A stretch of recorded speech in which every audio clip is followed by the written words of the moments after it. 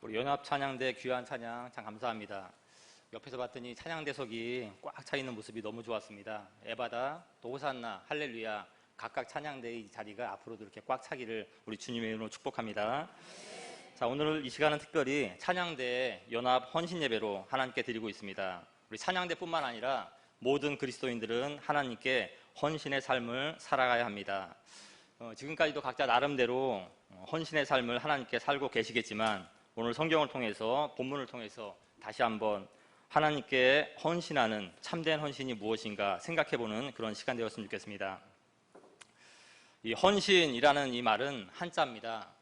드릴 헌자, 바칠 헌자에 몸 신자를 씁니다. 그래서 내 몸을 하나님께 드린다, 내 몸을 하나님께 바친다라는 뜻이 바로 헌신이라는 뜻입니다.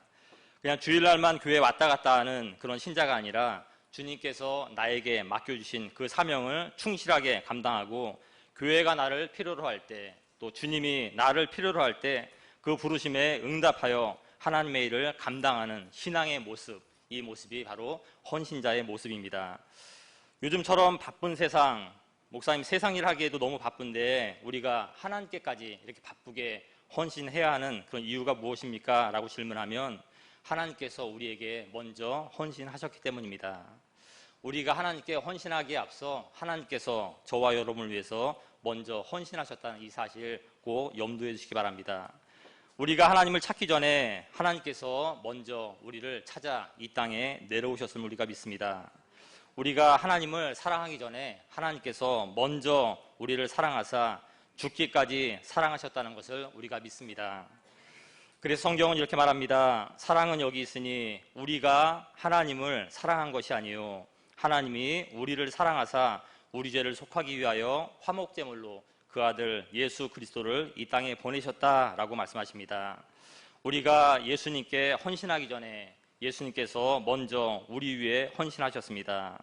우리는 예수님께 무엇을 드립니까? 마음을 드리고 시간을 드리고 물질을 드리면서 헌신한다고 하지만 예수님께서는 저와 여러분들을 위해서 목숨을 바치는 그런 헌신을 이미 하셨고 우리는 그 예수님의 헌신을 이미 받았기 때문에 우리가 일평생 하나님께 헌신해야 된다라고 성경은 말하고 우리는 이 시간 그 명령에 응답하는 그런 결단하는 시간입니다. 오늘 본문에서도 사도 바울은 자신이 어떻게 하나님 앞에 헌신의 삶을 살았는지 자신이 살았던 헌신의 삶을 이렇게 고백합니다. 나는 선한 싸움을 싸우고 나의 달려갈 길을 마치고 믿음을 지켰으니 라고 사도 바울이 헌신의 삶을 표현하고 있습니다. 나는 선한 싸움을 싸웠다라고 자신 있게 고백합니다. 하나님이 나에게 주신 사명의 그 길을 나는 다 달렸다, 완주했다라고 사도 바울은 고백합니다. 그리고 내가 나에게 주어진 그 믿음을 지켰다. 한 사람의 그리스도인으로서 이 얼마나 아름답고 멋진 믿음의 고백입니까? 이 시간 다시 한번 헌신의 삶을 다짐하시는 특별히 우리 찬양대원들에게도 이런 아름다운 믿음의 고백이 있기를 우리 주님의 이름으로 축복합니다. 사도 바울은 믿음 생활을 마라톤으로 종종 비유하고 있습니다. 사도 바울이 달렸던 그 믿음의 마라톤, 믿음의 헌신 과연 어떤 모양이었을까요? 사도 바울은 첫 번째로 목적지, 인생의 마지막 목적지를 분명히 알고 그 목적지를 향해서 끝까지 완주했던 그런 헌신의 삶을 살았습니다.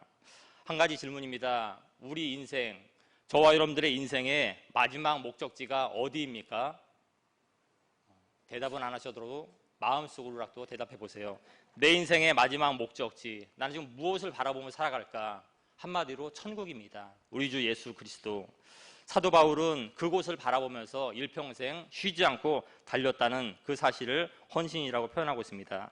천국에 들어가는 그 시간까지, 그 순간까지 믿음의 길을 완주하는 것, 고난이 와도 굴하지 않고 포기하지 않고 끝까지 하나님이 나에게 주신 그 직분, 그 사명을 감당하는 것, 끝까지 달려가는 것, 이것이 바로 참된 헌신자의 모습입니다.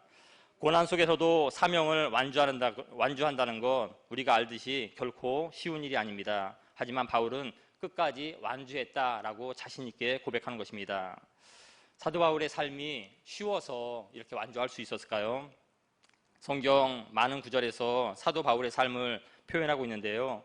그 중에서도 고린도후서 11장에 사도 바울이 어떻게 하나님을 믿느라고 수고했는지 이렇게 나와 있습니다.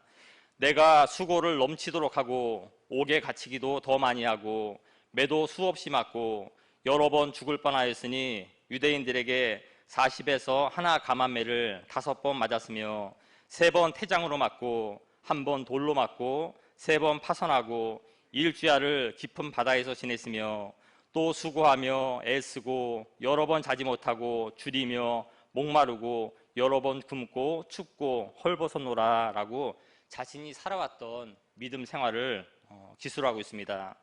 생각해보면 사도 바울은 지금 우리가 생각지도 못하는 그런 고난 속에서도 그 길을 완주했던 것입니다. 사도 바울이 특별했을까요? 우리와 똑같은 성정을 갖고 있는 똑같은 사람입니다.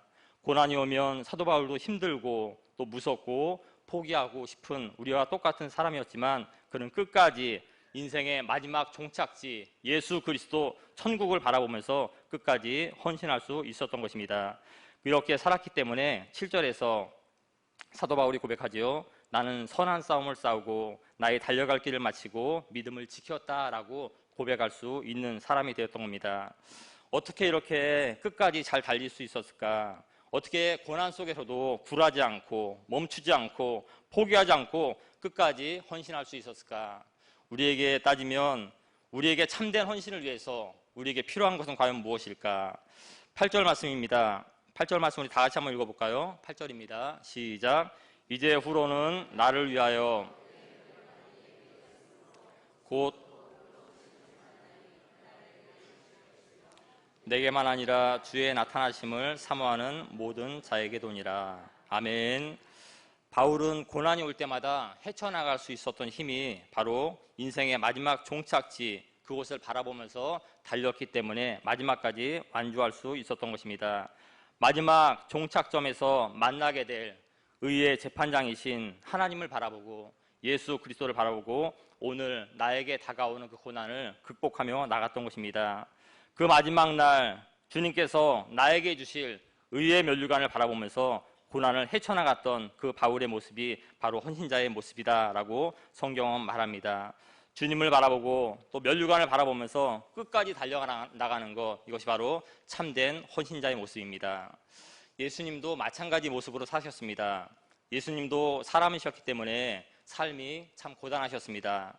물을 마시지 않으면 목이 말랐고 오래 걸으면 다리가 아파서 앉아서 쉬어야 하는 우리와 똑같은 몸을 입고 이 땅에 내려오셨습니다. 또 마지막 순간 십자가가 예수님은 너무 무서웠습니다. 그래서 하나님께 어떻게 기도합니까? 아버지 하나님, 할 수만 있다면 이 십자가를 좀 치워주십시오. 더 이상 성경은 나오지 않지만 그 뒷말이 뭡니까? 제가 무섭습니다. 제가 두렵습니다. 감당할 수 없을 것 같습니다. 라고 그런 마음으로 무서움을 표현했습니다. 하지만 우리가 알고 있듯이 예수님 어떻게 했습니까? 결국 십자가를 지셨고 그 덕분에 모든 인류, 저와 여러분을 포함해서 모든 인류가 구원받는 그런 놀라운 은혜를 받게 된 겁니다.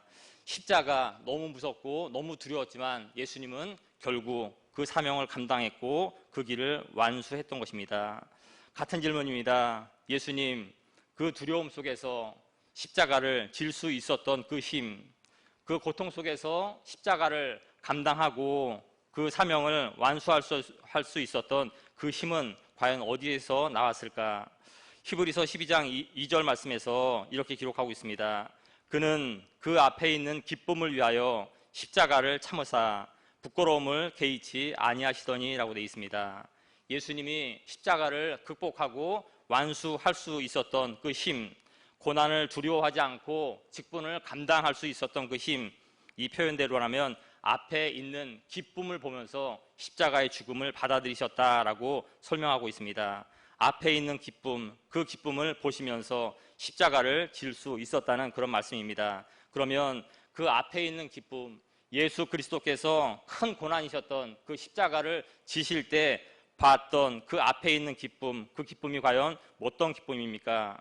죽음을 이기시고 다시 살아나실 3일 후에 나타날 그 부활의 기쁨이요, 부활의 영광인 줄로 믿습니다. 죽음 앞에서 두려움 가운데, 고통 가운데 있던 그 예수님, 3일 후에 있을 부활의 기쁨, 부활의 영광을 바라보면서 그 기쁨을 바라보면서 그 고난을 참고 결국 끝까지 하나님이 주님께 맡겨주신 구원의 길을 완주하셨던 것입니다. 이처럼 헌신자는 중간에 포기할 수 없습니다. 저 여러분도 마찬가지죠. 올 초에 나에게 맡겨진 그 직분 우리가 포기할 수 없는 겁니다. 우리의 인생의 마지막 종착점을 바라보면서 바울처럼 예수님처럼 끝까지 달려가는 것을 하나님은 원하고 계십니다. 중간에 포기할 수 없는 이유, 그 이유가 무엇입니까? 우리가 마지막 날 주님을 만나게 될 텐데 그날 우리에게 어떤 일이 벌어질지 우리가 알기 때문에 그렇습니다. 우리가 이 땅에서 마지막 호흡을 넘기는 그 순간을 한 번쯤 생각해 보는 게 삶의 또 신앙에 참 유익합니다. 내가 이 땅에 아직 많은 호흡이 남아있기 때문에 하루하루 숨 쉬는 거를 가치없이 쉬면서 하루를 지내지만 내 인생의 마지막 한 번의 호흡이 남는 그날이 반드시 오는데 그날 이후 내 마지막 호흡을 다 한 다음에 그날 이후 나에게 어떤 일이 벌어지는가 우리는 그 인생의 마지막 종착점을 알고 있습니다. 믿는 자, 예수 그리스도를 믿는 자는 영원한 생명의 부활로 믿지 않는 자는 영벌의 지옥으로 떨어진다는 것을 성경은 말하고 있고 저는 또 여러분들은 그 성경의 말씀을 믿는 그리스도인들입니다. 천국이 있음을 믿기에 영원한 생명이 있음을 믿기 때문에 오늘도 우리는 주님을 떠날 수 없습니다. 끝까지 이 길을 완주해야 되는 것입니다. 요한복음 6장에서 예수님께서 제자들에게 이런 말씀을 하십니다. 내 살을 먹지 않고 내 피를 마시지 않으면 너희 속에 영생이 없느니라. 내 살을 먹고 내 피를 마시는 자는 영생을 얻었고 마지막 날에 내가 그를 다시 살릴 것이라 라고 제자들에게 말하고 있습니다. 이게 무슨 말입니까? 예수님이 우리 죄를 대신 지시고 십자가에 못 박혀 살을 찢고 물과 피를 다 쏟으시고 죽으실 텐데 그 예수님을 믿어야 영원한 생명이 있다라는 우리가 알고 있는 그 말씀입니다. 그런데 예수님께서 이 말씀을 하실 때 많은 사람들이 이 진리의 말씀을 떠나고 예수님께 더욱더 가까이 나가는 것이 아니라 예수님을 떠나버립니다. 믿지 않습니다. 그때 예수님이 너무 마음이 아프셨겠죠. 이제 제자들에게 묻습니다. 너희도 나를 떠날 것이냐? 라고 말합니다. 그때 유명한 베드로의 말이 뭡니까? 주여 영생의 말씀이 주께 있사오니 우리가 누구에게로 가오리까? 라고 확신 있게 베드로가 대답합니다. 영원한 생명이 예수님께 있다는 것을 베드로는 분명히 믿었던 것입니다. 그러기에 베드로는 결코 많은 사람들이 주님을 떠났지만 베드로는 결코 인생의 마지막을 알았기 때문에 주님을 떠날 수 없어서 매 마지막까지 헌신의 삶을 살 수 있는 그런 믿음의 사람이 되었던 것입니다. 베드로는 인생의 마지막 목적지가 분명했습니다. 그러기에 헌신의 삶을 멈출 수 없었고 끝까지 달려가는 그런 신앙의 모습 되었습니다. 오늘 저와 여러분들의 모습은 어떻습니까? 우리는 우리 인생의 종착점에 예수 그리스도가 있음을 지금 확신하고 계십니까? 분명하게 아멘으로 대답해야 됩니다. 우리가 걷고 있는 이 길, 이 헌신의 길 끝에서 주님이 나를 기다리고 계심을 오늘도 믿고 헌신하고 계십니까? 그리고 그날 우리가 주님 앞에 섰을 때 우리가 주님께 드렸던 오늘의 이 작은 헌신들을 주님은 외면하지 않으시고 이렇게 말씀하실 것입니다. 잘하였도다 착하고 충성된 종아, 내가 적은 일에 충성하였음에 내가 많은 것을 내게 맡기리니 내 주인의 즐거움에 참여할지어다. 아멘. 이것이 헌신자가 바라봐야 할 헌신자의 상급입니다. 우리 주님을 믿으시고 이 약속의 말씀을 확실히 믿으시고 표대이신 예수 그리스도를 위해서 끝까지 헌신하시는 저와 여러분 되시기를 우리 주님의 이름으로 축원합니다. 바울은 어떤 헌신의 모양으로 인생을 살았습니까? 바울은 두 번째로 성실하고 묵묵하게 헌신하는 그런 모습을 가졌습니다. 성실함, 묵묵함, 너무 평범한 단어지만 우리가 다 알듯이 너무 중요하고 정말 쉽지 않은 그런 단어입니다. 말로만 떠들고 끝나는 것이 아니라 성실하게, 묵묵하게 한 걸음 한 걸음 하나님께 나아가는 것입니다. 이것이 하나님이 원하시는 참된 헌신의 모습입니다. 성실하고 묵묵하게 헌신하기 위해서 우리에게 필요한 것이 무엇일까요? 아마 여러 가지가 있겠지만 그 중에 중요한 한 가지가 보상 심리를 가지지 말아야 합니다. 사람에게 누구나 다 보상 심리가 있습니다. 내가 이런 일을 할 때, 어떤 헌신을 할 때 나 좀 알아줬으면 하는 그런 마음이 바로 보상 심리입니다. 누구나 다 보상심리가 있지만 이 보상심리가 신앙생활에서는 썩 유익하지가 않습니다. 우리가 일을 하다 보면 내 노력을 알아주지 않았을 때 어떤 마음이 생깁니까? 섭섭한 마음, 그런 마음이 당연히 생깁니다. 내가 이 일을 했는데 내가 남이 하지 않는 일, 아니면 내가 할 일 이외에 더 많은 일을 했는데 나를 알아주지 않는 것 같으면 마음속에 섭섭함이 생기는데 이때가 위험합니다. 마음에 섭섭함이 생기면 관계가 멀어지게 되죠.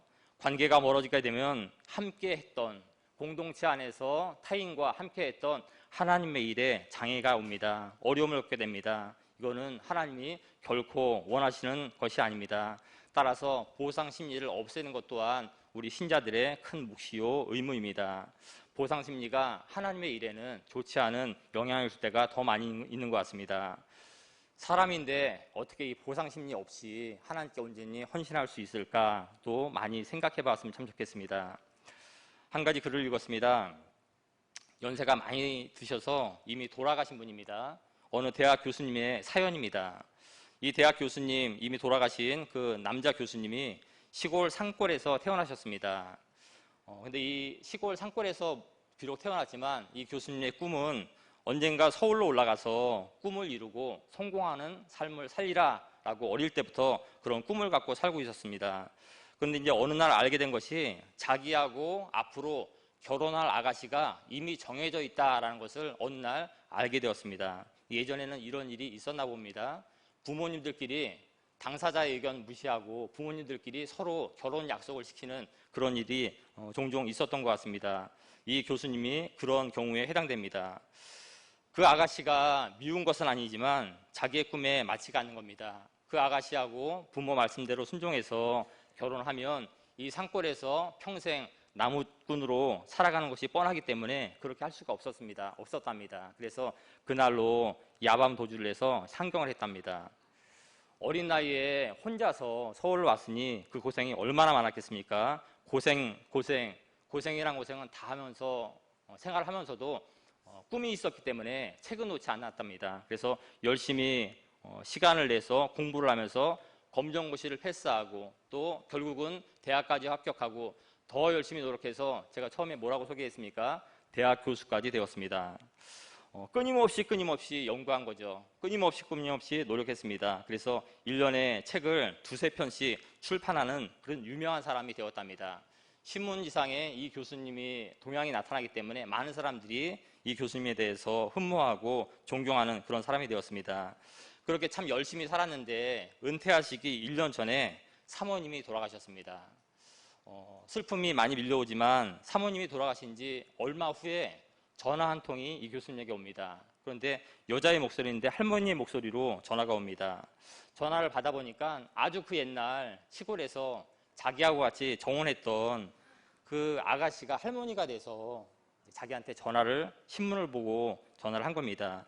그러면서 할머니가 전화했던 내용이 이렇습니다. 나는 평생을 당신을 생각하면서 살았습니다. 나에게 다른 남자는 없었습니다. 지금도 당신을 사랑합니다. 이제 사모님께서 돌아가셨으니 나와 결혼해 주십시오. 이렇게 전화가 왔답니다. 감동이 좀 되십니까? 이런 사랑이 다 있습니다. 그래서 그 교수님은 그 할머니하고 결혼을 했습니다. 그런데 참 안타깝게도 1년 있다가 이 교수님이 돌아가셨습니다. 이 사연을 기자가 알게 됐습니다. 그래서 그 할머니를 찾아갔습니다. 할머니에게 이런 안타까운 사연이 있는데 할머니, 평생을 기다렸던 그 분과 함께 결혼을 했는데 1년밖에 결혼 생활을 하지 못했는데 마음이 어떠십니까? 라고 기자가 질문했습니다. 그때 할머니가 이런 말을 합니다. 나는 섭섭하지 않습니다. 내 평생의 꿈이 교수님과 단 하루만이라도 살아봤으면 좋겠다 하는 생각을 하면서 살아왔습니다. 그런데 저는 지금 교수님과 1년을 살았습니다. 저는 너무 행복합니다. 감동을 좀 받으세요. 이런 사랑이 있었고 사랑을 줬고 사랑을 받는 그런 일화가 있었습니다. 어떤 사랑입니까? 그냥 주는 사랑이죠. 순전하게 주는 사랑. 아무것도 기대하지 않고 아무것도 생각하지 않고 순전하게 주는 그런 사랑입니다. 예수님을 향한 우리의 사랑이 이러면 얼마나 좋을까라는 생각을 해보았습니다. 예수님은 이렇게 아무런 기대심이 없이 내가 헌신할 때 하나님 오늘 밤 12시까지 이거 해결해 주셔야 됩니다. 이렇게 어떻게 보상 심리 없이 기대 심리 없이 순전한 마음으로 우리 위해 죽으신 예수 그리스도를 사랑하며 헌신할 수 없을까라는 생각을 해보았습니다. 예수님을 이렇게 순전하게 사랑하면 할수록 우리의 헌신의 모습은 더욱더 아름다운 모습으로 성장할 것이라 믿습니다. 특별히 오늘 헌신을 다짐하는 우리 찬양대 연합 모든 찬양대원들에게 이런 사랑이, 예수님을 향한 이런 사랑이 더욱더 풍성하게 임하시기를 우리 주님의 이름으로 축복합니다. 우리 죄를 사하시기 위해서 성실하고 묵묵하게 십자가를 지었던 그 예수 그리스도의 헌신의 삶, 예수님 그 헌신의 놀라운 삶을 이사야는 이렇게 말하고 있습니다. 그가 곤욕을 당하여 괴로울 때에도 그의 입을 열지 아니하였으며 마치 도수장으로 끌려가는 어린 양과 털 깎는 자 앞에서 잠잠한 양같이 그의 입을 열지 아니하였도다. 아멘. 섭섭하다고 서운하다고 나 좀 알아달라고 예수님은 그렇게 입을 열지 않았습니다. 소리내어 울지도 않고 묵묵하게 십자가를 지시고 걸어가셨다라고 이사야는 말하고 있습니다. 입을 닫고 묵묵하게 성실하게 십자가의 그 길을 걸어가셨던 예수 그리스도 앞에 있는 기쁨을 보면서 묵묵함과 성실함으로 살았던 그 예수님을 우리는 본받아야 됩니다. 우리도 오직 봐야 될 것 예수 그리스도 그분이 우리의 상급이다라고 생각하면서 오늘도 성실하고 묵묵한 사랑을 했으면 참 좋겠습니다. 이제 마지막으로 사도 바울의 헌신의 핵심은 사랑에 있습니다. 사도 바울은 무엇보다도 사랑하는 사랑의 사람이었습니다.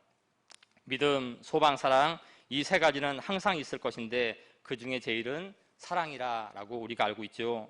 신앙 안에 있더라도 사랑이 없다면 아무것도 아니다라는 그런 말씀입니다. 대단한 은사를 가지고 헌신을 한다고 하더라도 사랑 없는 헌신은 아무것도 아니다라는 이런 표현입니다. 사랑이 제일이다. 사랑을 가지고 헌신하라라는 것입니다. 그렇다면 내가 속한 공동체에서 내가 사랑한다, 사랑으로 헌신한다라는 것은 내가 어떻게 해야 되는 것을 말하는 걸까요? 다시 말해서 내 사랑의 표현이 어떤 형식으로 어떤 모습으로 나타나야 하는 겁니까? 내가 사랑한다, 우리 찬양대를 내가 사랑하기 때문에 이렇게 헌신한다 할 때 내 사랑이 우리 찬양대 안에서 어떻게 표현되어야 하는 겁니까? 한마디로 화목함입니다. 화목함. 내가 사랑으로 헌신할 때 내 사랑의 결과 우리 찬양대원이 더욱더 화목해진다 그러면 그 헌신은 참된 헌신이다라는 것이 성경의 말씀입니다. 내가 하는 이 헌신이 우리 찬양대를 더욱더 화목하게 지금 만들고 있는가? 우리는 늘 이것을 살펴봐야 합니다.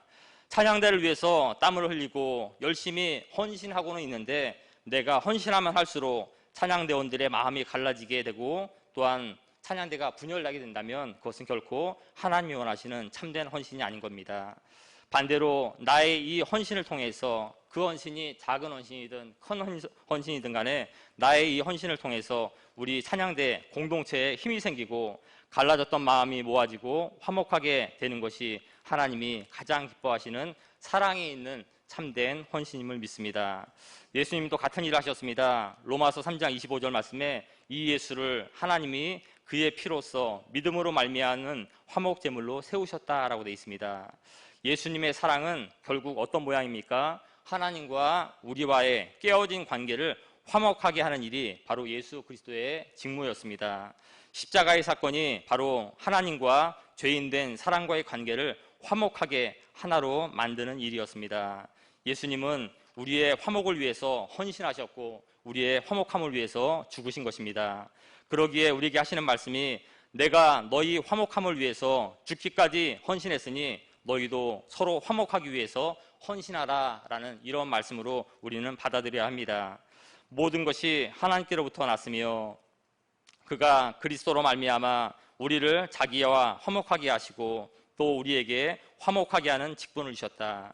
우리 모두에게 다 직분이 있지만 하나님이 우리 모든 그리스도인들에게 주신 한 가지의 직분, 그것은 바로 화목하게 하는 직분이라는 이 말씀을 가슴에 새기시기 바랍니다. 화목함이 사랑이고 화목함이 헌신입니다. 우리가 속해 있는 공동체 속에 주님의 화목함 또한 주님의 화평함이 충만하게 임하시기를 우리 주님의 이름으로 축복합니다. 아무것도 남는 것 없는 것이 인생인 것은 맞지만 그래도 그 중에 남는 것이 하나 있다면 그게 뭘까요? 각자 틀리게 대답하실지 모르겠지만 아마도 사랑의 추억 그 하나 남을 것 같습니다. 그래서 인문학에서는 이런 말을 합니다.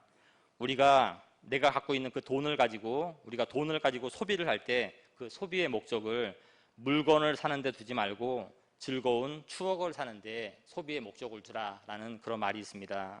명품 핸드백 여자분들 참 좋아하시죠. 그 핸드백을 사면 한 달, 1년 내 마음이 기쁘지만 지나가면 관심도 없습니다. 하지만 저녁 시간 가족들과 함께 바람 쐬러 나왔다가 떡볶이, 오뎅을 먹으면서 오손도손 이야기 나눌 수 있는 그런 추억을 만드는데 시간을 투자하고 돈을 투자한다 그러면 그것은 몇십 년이 흘려도 생각나는 아름다운 사랑의 추억이라고 많은 인문학자들이 말하고 있고 우리도 동의하는 바입니다. 지금 우리의 삶에 아름다운 이야기를 할 만한 그런 추억들이 개인적으로들 얼마나 많이 있으십니까? 작고 소소하지만 아름다운 추억의 이야기가 많이 있으시다면 평범했겠지만 행복한 삶을 살아오신 것입니다. 반면에 업적은 많이 이루고 통장에 돈은 많이 있는데 기억이 안 나서가 아니라 딱히 아름다운 추억이 없으시다면 지금부터라도 가족들과 함께 아름다운 사랑의 추억을 만드시면 되는 것입니다. 사랑의 추억을 만드는 일은 화목해야 가능한 일이고 또 반대로 화목하기 위해서 반드시 해야 하는 그런 일입니다. 이 사랑의 추억을 만드는 이 원리를 교회 공동체 안에도 특별히 찬양대 안에도 그대로 적용시켰으면 좋겠습니다. 우리 찬양대원들이 함께 은혜를 받은 경험들이 많으면 많을수록 그 공동체는 주님 안에서 화목하고 참된 헌신이 많아지는 것입니다. 일주일 동안 각자의 가정과 직장에서 기도하며 말씀대로 순종하다가 이제 주일에 나와서 함께 받은 은혜를 나누고 비록 짧은 시간이라도 함께 모여서 합심으로 기도하고 또 공동체의 기도 예봉을 함께 나누며 기도의 제목에 응답을 경험하는 이 신앙의 아름다운 시간들, 이 신앙의 은혜의 추억들이 많이 있으면 있을수록 각자에게서 참된 헌신이 더 많이 나타나게 되는 것입니다. 하나님께서 오늘 헌신을 다짐하며 드리는 우리 에바다, 호산나, 할렐루야 이 연합 찬양대 원들 가운데 찬양대 위에 이런 아름다운 사랑의 추억을 많이 쌓게 하셔서 더욱더 참된 헌신이 더욱더 많이 나타나고 그로 말미암아 하나님이 부으시는 놀라운 부흥과 은혜가 넘치시기를 우리 주님의 이름으로 축복합니다. 기도하겠습니다.